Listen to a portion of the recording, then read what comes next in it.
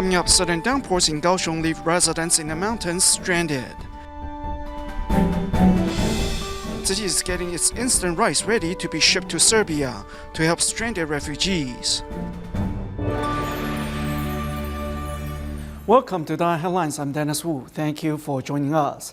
Kicking off today's program in Kaohsiung, Taiwan. Sudden torrential rain led to flooding in the mountains. With roadways washed out in Taoyuan district, residents had to rely on heavy equipment and rescue workers to leave the mountain. Fortunately, no casualty has been reported thus far. A normally tranquil river has now been transformed into raging torrents. On the other side, residents are trying to leave the mountain. While the young and strong can try to cross on their own, the old, the feeble, and the young have to be carried off and hitch a ride on an excavator. We have to rely on the excavator as you really cannot cross in this condition. We have dispatched heavy equipment to bring people down the mountain. However, as several rivers lie in our way, the journey is very dangerous. Sudden torrential rain led to rivers bursting in the mountains of Kaohsiung, washing away roads and leaving residents on the mountain unable to travel freely. Thanks to the efforts of rescue workers and heavy equipment, those who need to come down, including dialysis patients, have obtained safe passage. Currently, some 400 people remain behind in Taoyuan District's 3 boroughs, but they are safe and have enough food for 2 weeks. Repair crew will start working as soon as the weather permits. Continuous rain also caused serious floods in Bandung, Indonesia, affecting more than 24,000 people. On March 14th, Tzu Chi volunteers conducted a disaster survey and delivered supplies to a shelter in Bojong, Song'an. Here's more.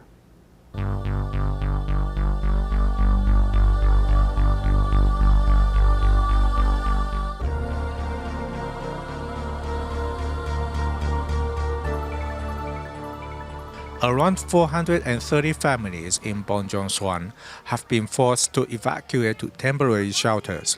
Tzu Chi volunteers go there to deliver food and relief supplies. The food includes eggs, instant noodles, drinking water, cooking oil, soy sauce, tofu, tempeh, and vegetables. The relief goods include clothes, toothpaste, toothbrushes, toiletries, and canvas. People in the shelter sleep on the floor. This old lady seems very weak on the camp bed, so Tzu Chi volunteers give her some food and words of comfort. After holding meetings with local rescue organizations, the volunteers also surveyed another village that was affected by the flood. They will continue to provide the needed assistance as soon as they can. Next to the Philippines, Tzu Chi volunteers conducted an aid distribution for survivors of a fire in Tondo of Manila. In addition to giving out relief supplies, the volunteers also invited the victims to pray together in hopes that they will stay strong to rebuild their homes. A fire broke out in Tondo of Manila at the end of February, destroying 115 houses.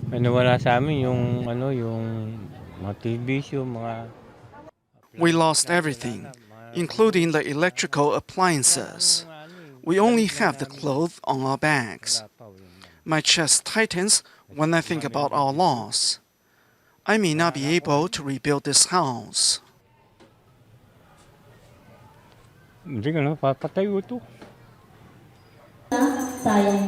Hoping to ease the fire victims' anxiety, volunteers from the Tzu Chi Philippines chapter have brought them mats, blankets, daily supplies, and bags of 10-kilogram rice. Thank you, Tzu Chi, for helping fire victims like us.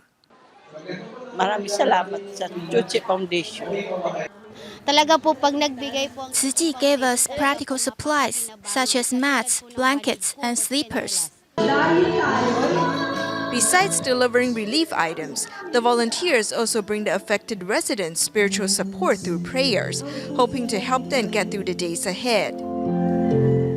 Turning our attention to the refugee crisis in Europe, the Tzu Chi team in Serbia continues to modify its objective according to the needs of stranded refugees. Originally here to hand out winter jackets, volunteers are now serving hot meals at the request of Commission for Refugees and Migration. To provide refugees one hot meal a day, Tzu Chi volunteers have heated up ready-to-eat vegetarian food they bought in the refugee camps and refugee center in Sid. Upon seeing the hot steaming food, the refugees break into a smile. Thank you very much, Taiwan. Thank you very much. Good, very much. Good Taiwan, yeah. Taiwan good. How you say? Taiwan, شكرا Taiwan. شكرا كل شيء قدمته. Thank you Taiwan. I just saw the look of joy on the refugees as they enjoy the hot food. I am deeply touched seeing that. Smiles are brought to the faces of refugees as the hot meal fills their stomachs. Stuck in Serbia, many have been eating only bread and canned food. Therefore, Tzu Chi volunteers adjusted their refugee aid program. Originally, we were planning to distribute jackets. Since the refugees are stuck here, we changed our plan according to the request of Commission for Refugees and Migration. We then try to fulfill their needs and distribute hot food. Due to regulations, volunteers cannot cook in refugee camps. Therefore, they have heated up ready-to-eat vegetarian food for refugees for 2 days. On the third day, they visited Commission for Refugees and Migration and demonstrated how instant rice can be prepared. Then they were given permission to provide 2,000 servings of instant rice every day. Again, I would like to express our deep appreciation regarding the activities of the Tzu Chi on this sport. Before, we never had a contact with you during this 25-year-old crisis that we have. After more than 10 days of interaction, the refugees now look forward to seeing these angels clad in blue and white uniforms, who will continue to fill their stomachs while warming their hearts. The volunteers in Serbia also introduced Tzu Chi's instant rice to the Commission for Refugees and Migration and received approval to serve it to refugees. Therefore, Tzu Chi staff in Hualien, Taiwan are working hard to ship 200 boxes of instant rice, dehydrated vegetables, and reusable utensils to Serbia. Add hot water and after adequate stirring, Tzu Chi's instant rice is ready to be served. Taking down notes diligently, the Tzu Chi Foundation staff are preparing to send instant rice to refugees in Serbia. We seized the opportunity to make samples of instant rice for the members of Commission for Refugees and Migration. They were satisfied after sampling and thought this could fulfill the needs of the refugees. Currently, the abode has started the preparation. We expect to provide 2,000 servings of instant rice, which will be shipped by air freight to race against time. As Tzu Chi volunteers provide ready-to-eat food for refugees in Serbia, they have also received approval of the local government to bring in instant rice. Safely and properly prepared, it can greatly aid the current soup kitchen.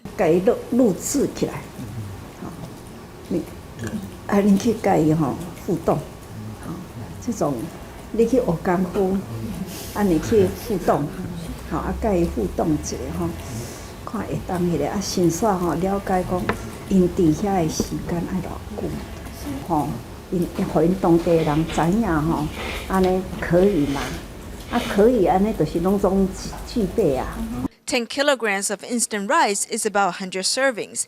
With the preparation, all hopes that with the arrival of the rice in Serbia, Tzu Chi volunteers can better help the refugees get through the tough times.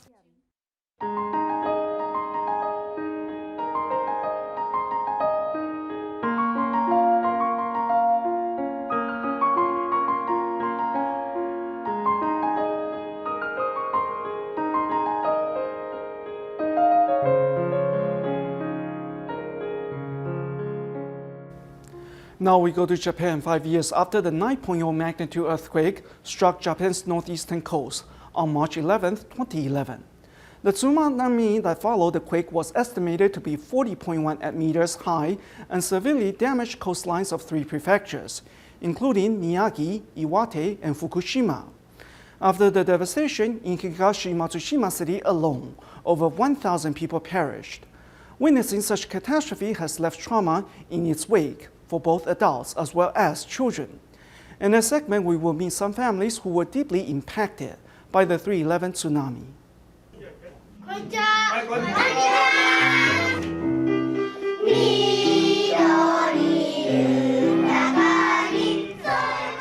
Here at Omagari Elementary School in Higashi Matsushima, the children are enjoying their days singing and playing outside their classrooms. If you didn't know this school was devastated by the tsunami that struck on March 11th, 2011, you would have a hard time believing it by the children's happy faces. But some of these children can still remember that catastrophic day. On the day of the tsunami, cars from the parking lot were actually slamming into the school walls. I'm sure such a frightening sight affected those students for a long time afterward. Shinbara Takuto is now 9 years old. If one asks him how he remembers the tsunami, his expression turns somber. I remember it was really scary, really scary. From the top of the community center looking down, I could see lots of figures floating in the water and the mud.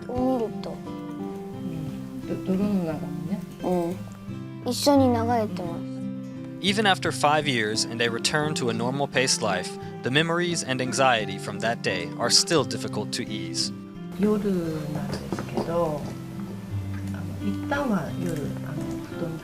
I remember sometimes at night, after we were able to sleep safely again, he would come to me in the middle of the night and tell me he was scared. He would wake up frightened and I would hug him to comfort him and tell him to take deep breaths. I'd tell him it would be okay and he would eventually be able to sleep until morning.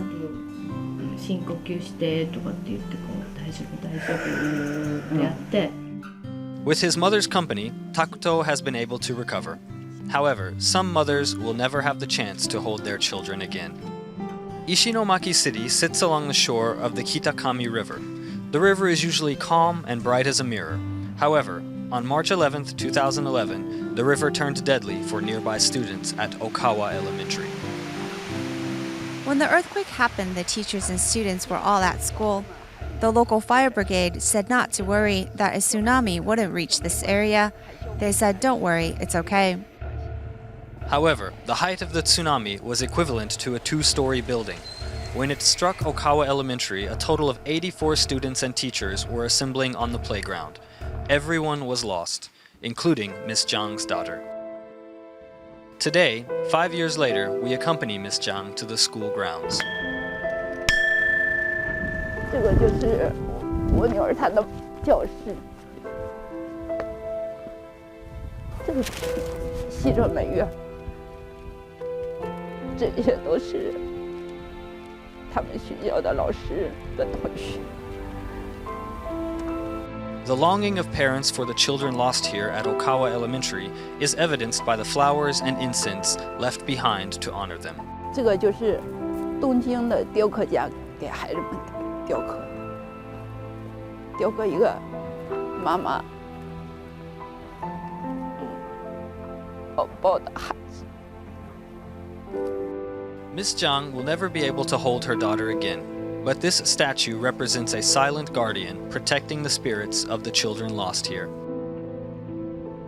At 5 o'clock, the school bell rings. It was the decision of the school's principal in hopes that this bell will serve as an eternal reminder of the lives that were lost here.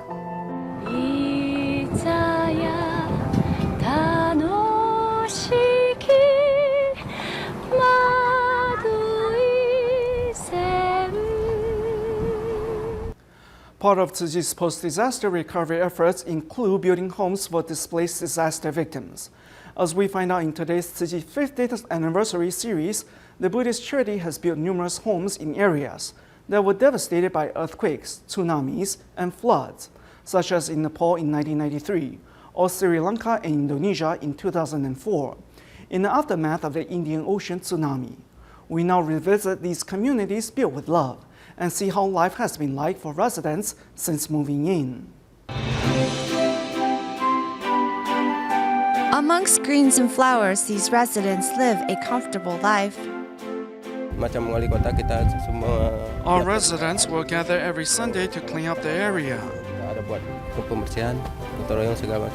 Ya mudah-mudahan ini bisa terus dipertahankan. We hope that the DaAi village will maintain its tidiness and culture and even get better. The DaAi village is our role model. Ini bisa menjadi contoh untuk Banda Aceh. It's been years since these tsunami survivors moved to the Pandirik DaAi village, yet everyone still maintains their home in a good condition, as they know this gift came out of charitable love.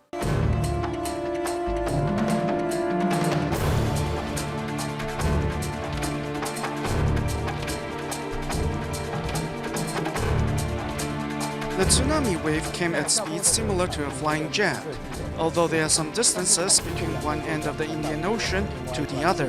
We were still at a loss at what to do. The waves outran notification, and we could only watch as the waves struck country after country. Not long after the tsunami hit, Tzu Chi volunteers arrived at the hard-hit Aceh of Indonesia and Sri Lanka. Sri Lanka, a Buddhist country, suffered extensive damage due to the tsunami, but Tzu Chi built a DaAi village to help residents get back on their feet. Tzu Chi means my family. They're my brothers and sisters stay here. And I came every day my home. Meanwhile, in Indonesia's Aceh, Tzu Chi built 3 DaAi villages, providing a total of 2,568 housing units for those whose homes were destroyed by the tsunami, a place to begin once more. After the devastation, it doesn't matter if it was the Indonesian government or Tzu Chi or other world organizations. Everyone helped to rebuild Aceh. Besides strengthening the home's quick resistance, the other was to provide a place in the community for emergency shelters. The Tzu Chi Foundation played a very important role, and it carried out the role very well. It was one of the most effective NGOs to help residents following the tsunami. Tzu Chi's international rebuilding efforts didn't stop there.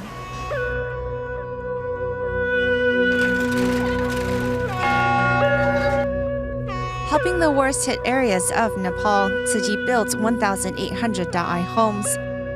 This history is forever in the mind of the older generation. Taiwan yes. यो घर उहाँहरूले दिएको हो这些 houses 你们给的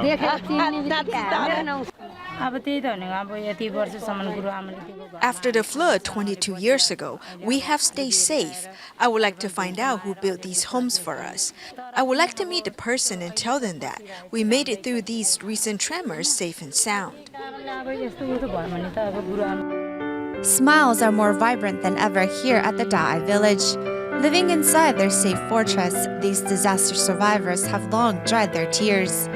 No matter what country they live in, the residents of DaAi village all have the same brave and optimistic attitude as they walk towards a brighter tomorrow. Concrete is very much the most basic material for building a durable home. Slag, a byproduct of steel refineries, is legally added to cement to make concrete abroad. Yet in Taiwan, this is leading to concrete degradation, which might even compromise the structural integrity of a building. As it turns out, unprocessed industrial waste, including slag, is being added to construction aggregate and sold off as product by racketeers. We investigate in our report. An excavator dispatched by the Environmental Protection Administration is unearthing some 1,800 tons of industrial waste buried beneath this quarry. Some are green in color while others are brown. This probably means they came from different places. This quarry is in fact an illegal dump site of unprocessed industrial waste. Worse, the waste is mixed with its gravel and sand and sold as construction aggregates. Though it's a licensed quarry, it's a front for illegal dealings. It should be providing clean gravel and sand, but for profit, the owners also taking industrial waste, which is either buried or shipped off as product. In Taiwan, 100 million tons of aggregates is blended with concrete every year, while at the same time, 1.6 million tons of industrial waste goes missing. This missing waste is either illegally dumped or added to the aggregate. Some quarries do this intentionally. They don't know about the expansion coefficient of the waste is a problem. They want to make more money, and since there is no way to tell. By this bank of Dajia River in Taichung, We see this protruded hill. It is actually a construction waste recycling plant. Unfortunately, it's not what it appears to be. An airborne surveillance drone reveals piles of silver-colored earth hidden within the plant. Only two types of industrial waste are silver in color. One is bottom ash from an incinerator, and the other is slag from a steel refinery. However, why would these two end up at a gravel pit? Meanwhile, this quarry in Sanyi, Miaoli contains piles of earth in various colors. Environmental activists suspect industrial waste has ended up here as well. The gravel in there comes in all sorts of colors. The color saturation is high for some. We believe they are all slag. Slag is a byproduct of an electric arc furnace during steel making. It is brown in color and its porous appearance resembles that of a meteorite. Once grinded down, it is unnoticeable when mixed with other aggregates. This so-called artificial stainless steel slag resembles natural rocks even more. On industrial roadways in Taiwan, the dirt path is typically paved with this type of gravel only. However, it is actually stainless steel slag. Most people couldn't tell it's not gravel. To run a quarry, you have to pay for the gravel you harvest. But if you add industrial waste, which you will pay for through the product you sell, you make money both ways. Regulations pertaining to waste recycling clearly states that slag cannot be added to construction aggregate that is to be used for structural support, which means that the so-called reinforced concrete used in buildings and homes should not contain slag. In spite of the law, such foul play has long been the secret of the industry. Racketeers will always try to take their chances and see if problems occur before or after the deed to a home has been transferred. If it is before, perhaps they will reimburse the homeowner for the blemishes. However, such expense is nothing compared to the mad profit they reap. Unlike Sisan homes, which only begin to fall apart after 5 to 10 years, these contaminant homes will exhibit symptoms within 6 months of completion. Though repairs can be made to these homes, they don't last. So builders might say, hey, come by our homes and get free interior design to cover up the blemishes. When consumers see their home lavishly decorated, they just get so excited. So buyers beware and never judge a book by its cover are not simply cliché after all. At the same time, the government's once-in-a-blue-moon inspection surely is not helping the situation. If these quarries and waste processing plants are doing this intentionally, how is the government to enforce the law? The current regulation just does nothing to hold these businesses responsible for their actions.